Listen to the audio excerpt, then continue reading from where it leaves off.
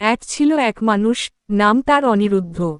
ছোটবেলা থেকেই তার স্বপ্ন ছিল বড় কিছু করার, কিন্তু সুযোগ ছিল খুবই কম।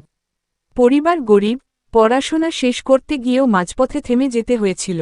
গ্রামের মানুষ তাকে নিয়ে হাসাহাসি করত, ও কিছুই করতে পারবে না। কিন্তু অনিরুদ্ধের মনে ছিল একটাই কথা, যতক্ষণ বেঁচে আছি, চেষ্টা থামাব না। সে ছোট্ট একটি দোকান খুলে দিল। প্রথমে ব্যবসা একদম চলছিল না, প্রতিদিন ঘাটতি হতো। কিন্তু সে হাল ছাড়ল না। ধীরে ধীরে গ্রাহক বাড়তে লাগল, আর তার সততা ও পরিশ্রমের জন্য মানুষ তাকে বিশ্বাস করতে শুরু করল। সেই ছোট্ট দোকানই হয়ে গেল গ্রামের বর্তম দোকান। যারা একদিন তাকে নিয়ে হাসত, আজ তার কাছ থেকে শিখতে আসে।